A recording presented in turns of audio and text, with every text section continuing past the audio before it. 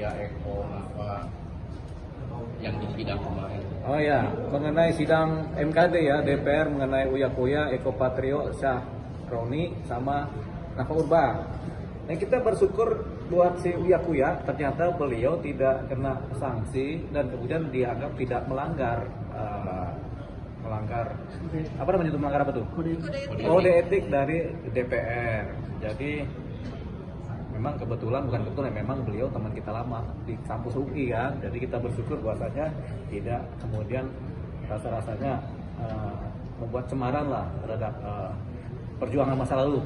Karena Bang Uya Kuya ini memang dulunya aktivis 98 juga, jadi kita bersyukur terhadap hal ini. Yang kedua, berarti beliau ini udah masuk ke posisi DPR lagi, ya silakan Bang Uya Kuya, kita ucapkan selamat bekerja lagi di DPR RI dan kemudian selalu mematuhi protap dan asas-asas kepatutan sebagai anggota DPR RI. Itu yang buat Uya Kuya ya. Nah, yang buat tiga, bahwa faktanya memang terbukti melakukan pelanggaran kode etik, ya mereka tetap kena sanksi, dan kena sanksi ini kita nggak tahu sampai berapa lama, tapi ini adalah kesalahan. Mudah-mudahan kita juga mudah-mudahan ya yang tiga ini kemudian menyadari kesalahannya dan kemudian sanksi yang nonaktif ini kemudian bisa dipulihkan di kemudian hari setelah sanksinya berakhir kan. Karena sayang juga ya, mereka kan sudah menyadari kesalahannya. Jadi setiap orang yang berbuat salah juga kan sudah minta maaf, sudah menyadari kesalahannya, harus juga kita maafkan. Tapi kita nggak tahu kalau tindakan dari MKD nanti, dari Majelis Kehormatan DPR nanti, apakah mereka kemudian setelah sanksinya mau berakhir mereka sidang lagi dan kemudian mereka memberi maaf dan mengaktifkan kembali terhadap yang tiga, kita belum tahu. Tapi yang jelas khusus terhadap yang tiga ini harapannya ya mereka menerima lah sanksi dari DPR ini kan, sanksi terberat maupun sanksi ringan kan, sanksi kan ada macam-macam kan, jadi begitu.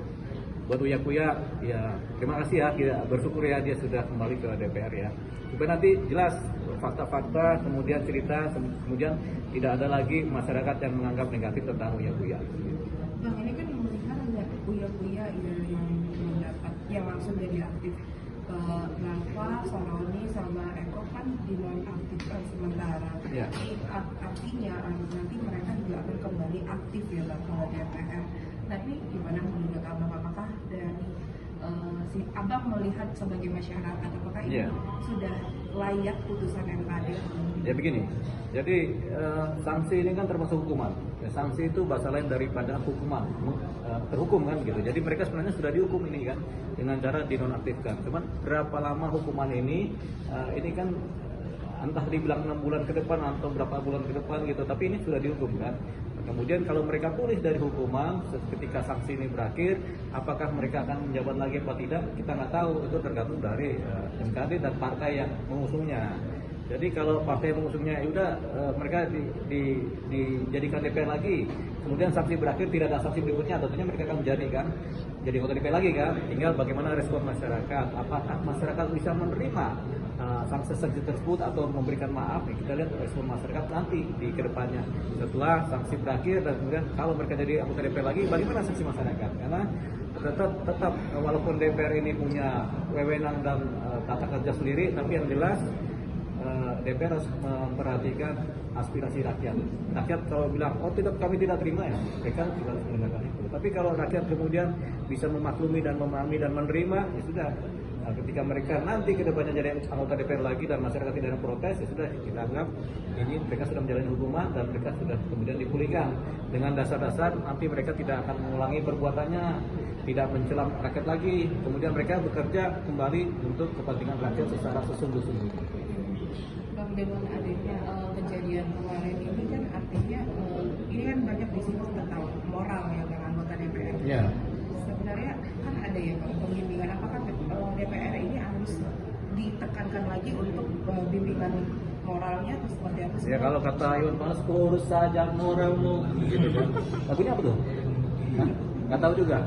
Itu kata Iwan Fals tuh, urus saja moralmu. Maksudnya begini, sebenarnya mereka ini orang yang sudah dianggap lebih matang dibanding rakyat biasa, sehingga mereka harus punya fondasi-fondasi moral yang kuat, berperilaku yang kuat sebagai anggota DPR. Jangan lagi mereka berperilaku sebagai orang-orang bebas yang tidak terikat sama aturan, begitu. Ini kan di DPR itu ada moral, ada tata krama, ada etika, ada norma-norma sebagai anggota DPR. Jadi mereka harus patuh pada itu. Pasti ada kode etik anggota DPR itu. Makanya ada MKD kan, Mahkamah apa namanya MKD? Kehormatan Dewan. Mahkamah Kehormatan Dewan. Jadi itu pasti ada kode etik sebagai anggota DPR yang memang mereka patuhi. Harapannya itu nanti mereka patuh terhadap kode etik anggota DPR. Terima kasih Bang.